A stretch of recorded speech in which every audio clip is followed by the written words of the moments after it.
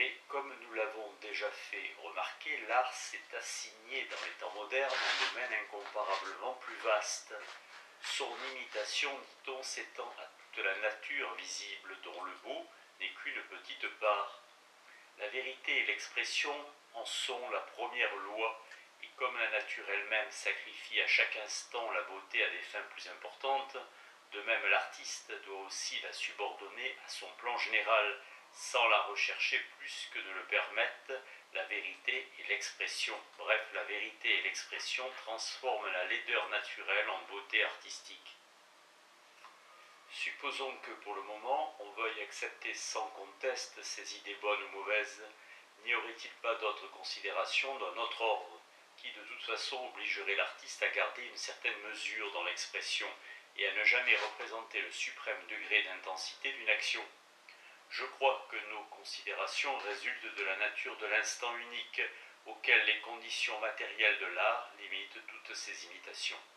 Si l'artiste ne peut jamais saisir qu'un seul instant de la nature toujours changeante, si en outre le peintre ne peut utiliser qu'un unique point de vue pour saisir cet unique instant, si d'autre part ses œuvres sont faites pour être non seulement vues mais contemplées longuement et souvent, il est alors certain que cet instant et ce point de vue unique ne sauraient être choisis, trop féconds. Or, cela seul est fécond, qui laisse un champ libre à l'imagination. Plus nous voyons de choses dans une œuvre d'art, plus elle doit faire naître d'idées. Plus elle fait naître d'idées, plus nous devons nous figurer y voir des choses. Or, dans le cours d'une passion, l'instant du paroxysme est celui qui jouit le moins de ce privilège. Au-delà, il n'y a plus rien, et présenter aux yeux le degré extrême, c'est lier les ailes à l'imagination. Ne pouvant s'élever au-dessus de l'impression sensible, elle doit se rabattre sur des images plus faibles et craindre de se limiter à ce qui lui apparaît dans la plénitude du visible. Si Laocoon gémit, l'imagination peut l'entendre crier, mais s'il crie, elle ne peut ni s'élever d'un degré ni descendre d'un degré de cette image, sans le voir dans un état plus supportable, donc moins intéressant, où elle l'entend seulement gémir, où elle le voit déjà mort.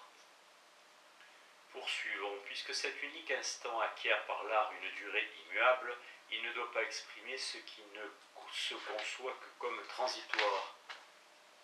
Tous les phénomènes que dans notre esprit nous jugeons devoir par leur nature se produire et cesser subitement, ne pouvoir être ce qu'ils sont qu'un seul moment, tous ces phénomènes, agréables et terribles, prennent en raison de la durée que leur impose l'art un aspect contre nature, de sorte que chaque fois que nous les regardons, l'impression s'affaiblit un peu plus et qu'enfin l'objet ne nous inspire qu'aversion ou répugnance.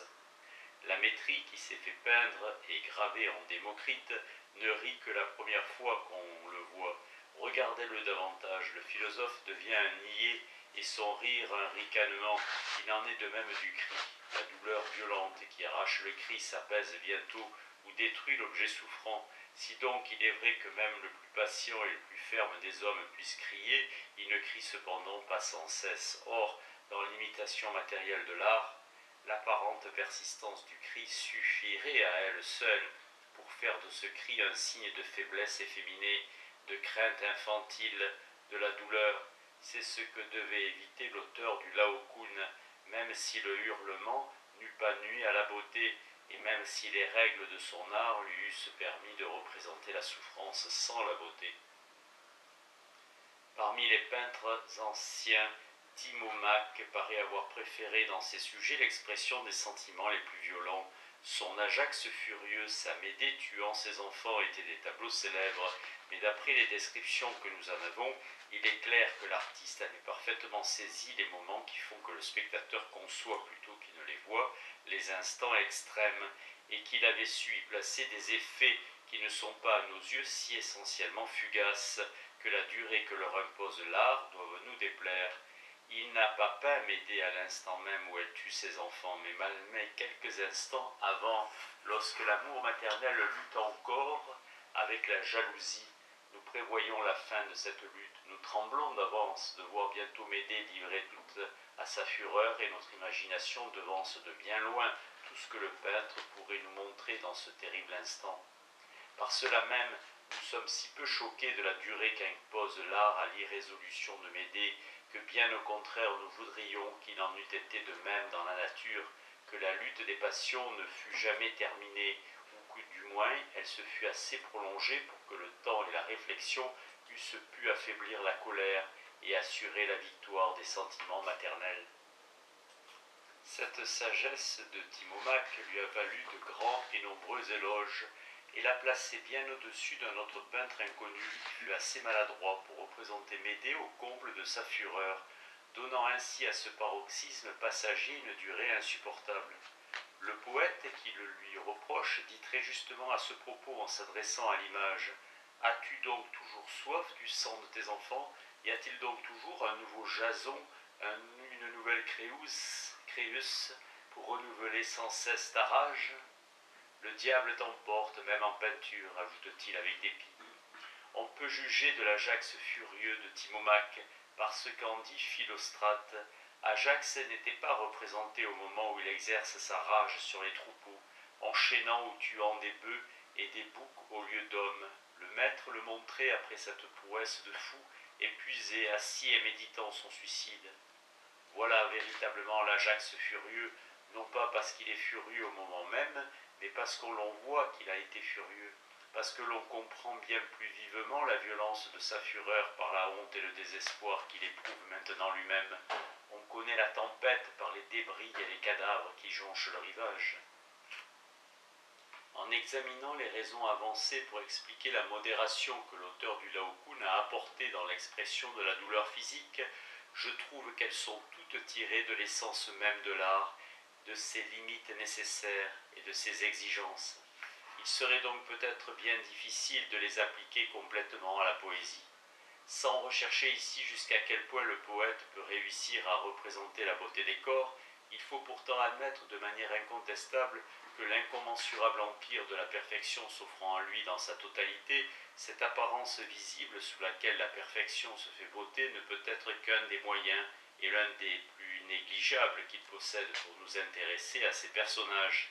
Souvent il laisse ce moyen complètement de côté. Il sait bien que quand son héros a gagné notre faveur, ces nobles qualités nous occupent assez pour que nous oublions totalement son apparence physique, ou bien si nous y pensons, elle nous influence de telle sorte que nous-mêmes, nous lui prêtons une apparence sinon belle, du moins indifférente. Il devra d'autant moins se soucier de cette idée qu'il s'agit d'un trait qui n'est pas destiné expressément au visage. Quand le Laocoon de Virgile crie, à qui vient-il à l'esprit que pour crier, il faut élargir la bouche et que cette bouche déformée le rend laid? Il suffit que le clamores horrendos ad sideratolit soit un trait magnifique. Pour l'oreille, il peut être ce qu'on voudra par rapport au visage. Quant à celui qui désire une belle image, le poète a complètement manqué son effet sur lui. Il pousse jusqu'au ciel des cris affreux, Énéide. De plus, rien n'oblige le poète à concentrer son tableau sur un seul instant. Il prend chacun de ces drames, il le veut. S'il le veut, à leur commencement, il les conduit à travers toutes les modifications possibles jusqu'à leur conclusion. Chacune de ces modifications, qui demanderait à l'artiste une œuvre distincte et complète, ne coûte au poète qu'un seul trait, et quand bien même ce trait considéré en lui-même eût pu choquer l'imagination de l'auditeur, il a été si bien préparé par ce qui précède, ou bien il est si adouci, si amélioré par ce qui suit, qu'il perd son intensité propre et produit dans l'ensemble le meilleur effet du monde. Admettons même qu'il soit vraiment inconvenant pour un homme de crier au paroxysme de la douleur. Quel tort cette inconvenance passagère pourrait-elle faire auprès de nous à un homme en faveur duquel d'autres vertus nous ont déjà prévenus? Le Laocoon de Virgile crie, et ce Laocoon qui crie est le même que nous connaissons et que nous aimons déjà comme le patriote le plus clairvoyant, comme le père le plus affectueux. Nous attribuons son cri non à son caractère, mais uniquement à son intolérable souffrance. C'est elle seule que nous entendons dans son cri, et c'est par ce cri seul que le poète pouvait nous la faire comprendre. Qui pourrait encore l'en blâmer? Ne doit-on pas plutôt reconnaître que si l'artiste a bien fait en ne faisant pas crier Laocoon, le poète aussi a bien fait en le faisant crier? Mais ici Virgile n'est qu'un poète épique. Le poète dramatique sera-t-il passible de la même justification? Autre est l'impression produite par le récit du cri de quelqu'un, autre celle que produit le cri lui-même. Le drame destiné à devenir par le jeu de l'acteur une peinture vivante devrait peut-être par cela même se conformer davantage aux lois de la peinture matérielle. Là, nous ne croyons pas seulement voir et entendre un philoctète qui crie, nous l'entendons et le voyons réellement crier. Plus l'acteur approche de la nature, plus nos yeux et nos oreilles doivent être péniblement affectés, car il est incontestable que dans la nature, ils le sont lorsque nous percevons des signes de douleur si violents et si impérieux. D'ailleurs, la douleur physique n'est généralement pas susceptible d'éveiller la même compassion que les autres maux. Notre imagination ne peut pas y participer suffisamment pour que sa seule vue fasse apparaître en nous un sentiment analogue. Sophocle a donc peut-être outrepassé non par une bienséance arbitraire, mais une bienséance fondée sur la nature même de nos sentiments, quand il a montré Philoctète et Hercule gémissant, pleurant, criant et mugissant de cette façon. Il était complètement impossible que ceux qui les entouraient prissent à cette souffrance la part que ces éclats démesurés semblaient exiger.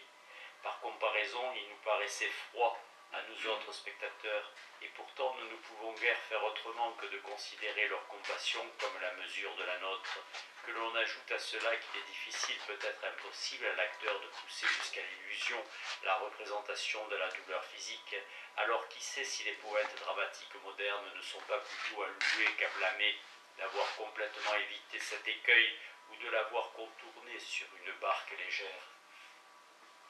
Que de choses paraissaient incontestables en théorie s'il n'était pas arrivé au génie de prouver le contraire par les faits.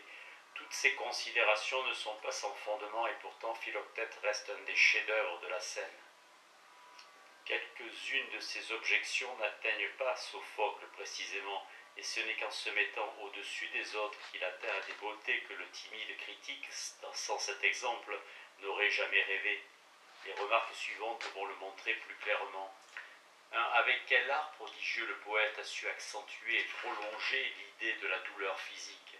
Il a choisi une blessure, car il est permis aussi de considérer que les circonstances de la fable dépendaient de son choix, attendu qu'il a choisi la fable entière en raison des circonstances qui lui étaient avantageuses.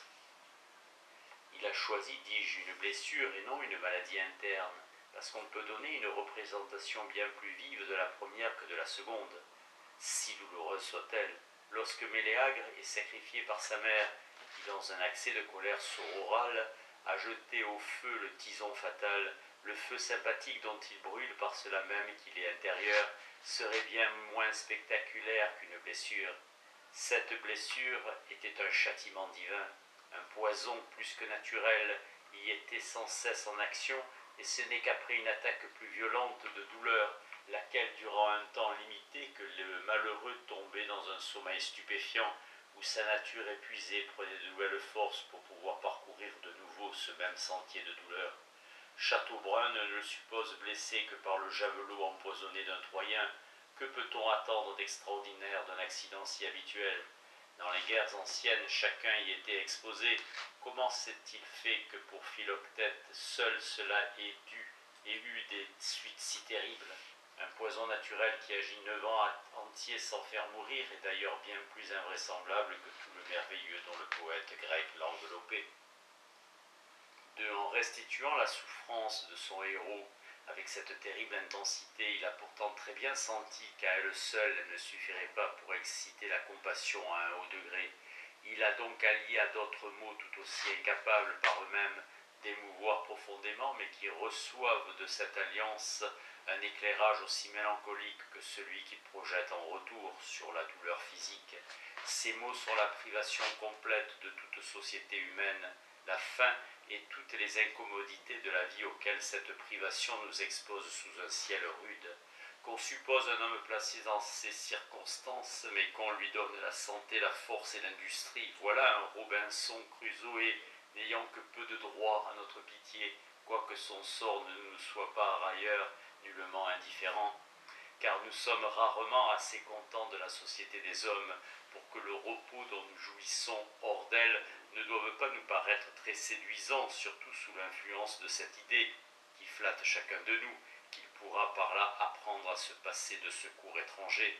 D'un autre côté, que l'on inflige à un homme la maladie la plus douloureuse et la moins guérissable, mais qu'en même temps on songe à l'entourer d'amis empressés qui ne le laissent souffrir d'aucune privation et qui, autant qu'il est en leur pouvoir, allègent ses maux, auprès desquels il puisse gémir et se lamenter ouvertement. Certainement nous aurons pitié de lui, mais cette pitié ne durera pas longtemps. À la fin, nous hausserons les épaules et nous le rappellerons à la patience. C'est seulement lorsque les deux circonstances se rencontrent ensemble, lorsque le solitaire n'est pas non plus le maître de son corps, lorsque le malade, ne pouvant s'aider lui-même, se trouve privé de secours étrangers et voit ses cris se perdre dans le vide, c'est alors que, voyant fondre sur le malheureux toutes les misères qui peuvent atteindre la nature humaine, nous nous mettons nous-mêmes à sa place et nous sommes saisis d'horreur et d'effroi. Nous n'avons devant les yeux que le désespoir sous sa forme la plus terrible, et aucune pitié n'est plus forte, aucune n'attendrit l'âme autant que celle qui s'allie à l'image du désespoir. Telle est la nature de la pitié que nous ressentons pour Philoctète, et nous la ressentons surtout au moment où nous le voyons privé même de son arc, du seul moyen de soutenir sa misérable vie. Ô Français qui n'a eu ni intelligence pour comprendre cela, ni cœur pour le sentir, ou qui, si tu l'as eu, a été assez petit pour sacrifier tout cela au goût mesquin de ta nation. Chateaubrun donne à Philoctète une société, il fait venir auprès de lui dans l'île déserte une jeune princesse, elle-même n'est pas seule. Elle a avec elle sa grande maîtresse, objet dont je ne saurais dire qui en avait plus besoin de la princesse ou du poète. Il a laissé de côté toute l'excellente scène de l'arc. À la place, il fait jouer de beaux yeux. À dire vrai, le javelot et l'arc eussent paru très drôles à l'héroïque jeunesse française. Rien, au contraire, n'est plus sérieux que le courroux de deux beaux yeux. Le grec nous torture avec cette horrible inquiétude de savoir si le pauvre Philoctète va rester sans son arc sur l'île déserte et y périr misérablement. Le Français connaît un moyen bien plus sûr pour arriver à notre cœur.